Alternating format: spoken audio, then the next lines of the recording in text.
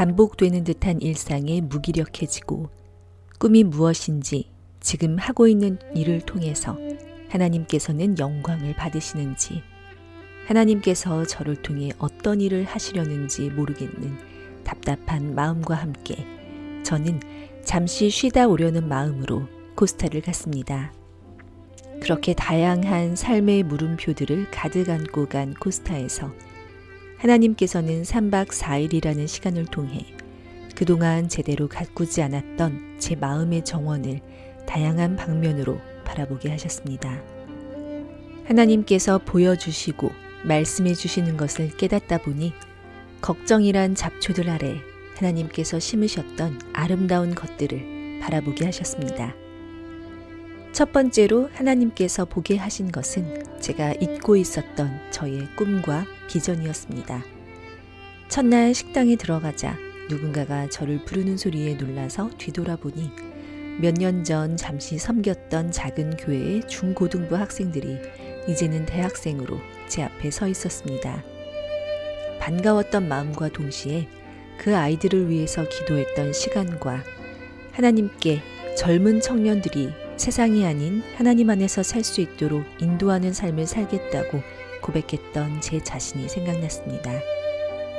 어떻게 하나님께서 주신 이 비전을 실행할 수 있을지, 하나님께서 주신 달란트들을 어떻게 사용해야 하는지 생각하면서 첫 예배를 드렸습니다.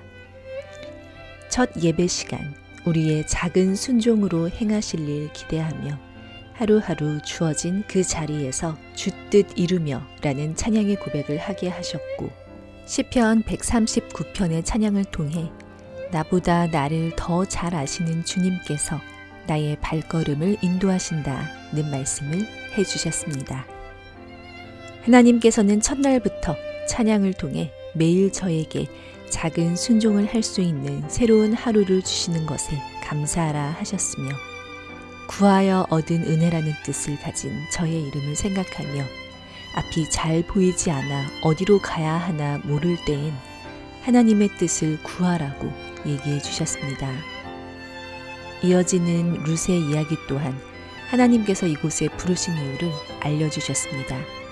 우연히 또 사람들을 통해 일하시는 하나님을 보게 하시며, 이번에 하나님께서 아이들을 우연히 다시 만나게 하심으로써 하나님께서 제게 맡기신 꿈과 비전을 보게 하시는구나 하며 감사하는 시간을 보냈습니다. 두 번째로는 눈높이를 맞춰 말씀해 주시는 섬세하신 하나님을 보여주셨습니다. 아침 성경 공부 첫날 90분의 시간은 정말 재미있어서 시간 가는 줄 모르고 집중했던 것 같습니다.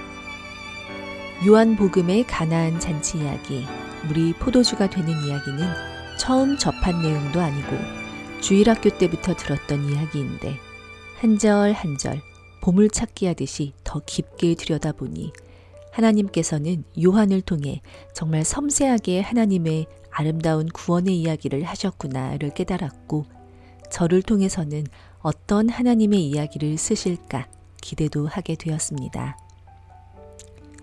성경 공부에서 보물찾기를 했다면 집회 시간에는 받은 선물을 열어보는 시간이었던 것 같습니다.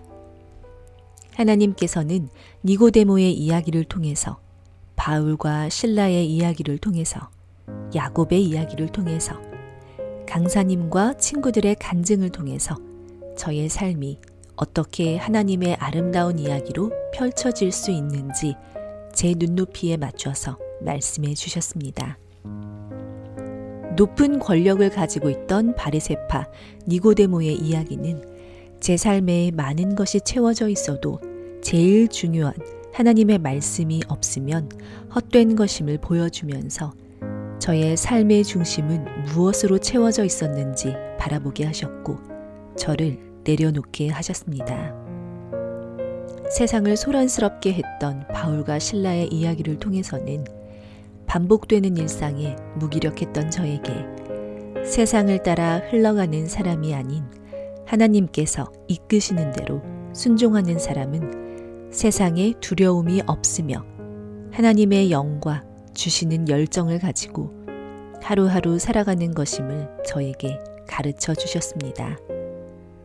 형 에서를 직면하기 무서워했던 야곱의 이야기를 통해서는 제가 가장 직면하기 힘들어했던 것이 저 자신이었다는 것을 깨닫게 해주시면서 가면을 거두고 나 자신을 제대로 보아야 진정한 신앙을 기를 수 있다고 말씀해 주셨습니다.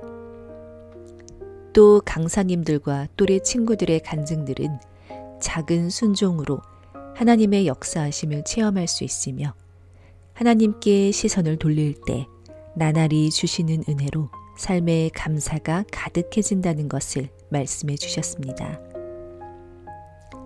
이렇게 섬세하게 여러 방면으로 말씀해 주신 하나님의 나라 이야기를 되돌아보니 하나님께서 말씀하시는 아름다운 이야기는 제 삶이 하나님과 함께하는 모습으로 돌아가는 회복된 삶의 이야기였습니다. 이번 코스타를 통해 마지막 시대를 살아가는 저에게 요한계시록 3장 8절의 말씀을 주시면서 하나님 말씀을 지키며 작은 능력을 가지고 하나님의 이름을 배반하지 않는 삶을 사는 것이 제 인생의 목표가 되었습니다. 하나님께서 제게 주신 보석같이 귀한 말씀들을 마음속에 심어서 계속해서 들여다보며 더 건강하고 아름다운 믿음의 정원을 가꾸어 나가길 기대하며 기도합니다.